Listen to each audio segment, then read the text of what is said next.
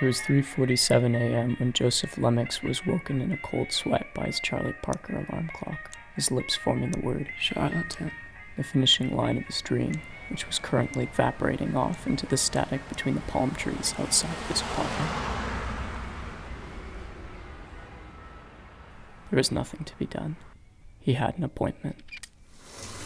Joseph, as customary, took an unpleasantly cold shower to wake himself up.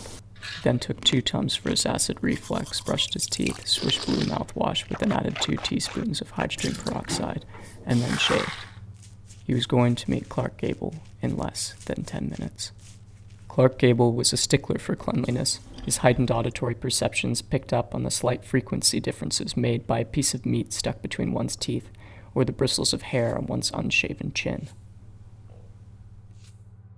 It was 3:59 a.m. when Joseph's shadow woke up with a yawn. Good morning. Good morning. Joseph's shadow had become more and more present over the course of Joseph's experiments with Clark Gable, a side effect of telekinesis. After a few days' adjustment, Joseph had grown accustomed to his shadow and appreciated having someone to listen to. Hey, you got any plans for today?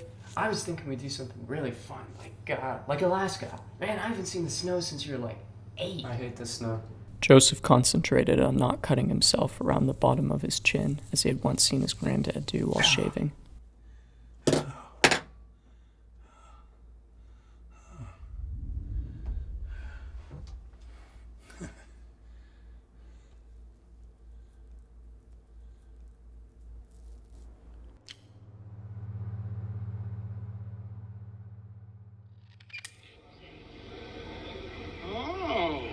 So you're changing your tune, eh? A minute before 3:47, Joseph carefully dialed in the combination 98.5, 88.9, 87.7, and slowly pushed the radio into the marked position. What was once an accident had now become a routine, improved and amplified to better receive the telepathic signals of the transubstantiated Clark Gable and his lessons on telepathy. I don't know if I should say it, so I'm just going to say it. I don't trust Gable. I mean, he's from Ohio. How do you trust somebody who's born in Ohio? Gable often failed to meet his own prescribed punctuality, taking him sometimes 30 seconds to navigate into Joseph's radio. Being a blind consciousness constantly flittered and flicked through the electromagnetic currents of modern-day media, Gable was never jovial upon connection.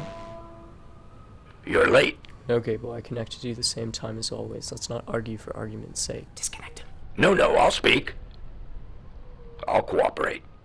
How do you expect me to know anything about time? You can't judge a man for not being in time. In time or in place. That's where I'm at, kid. And that's where you're going. You shoot a bullet at the speed of light, and you can do whatever you like. But you don't have bullets. You don't have a Buddhist monk, neither.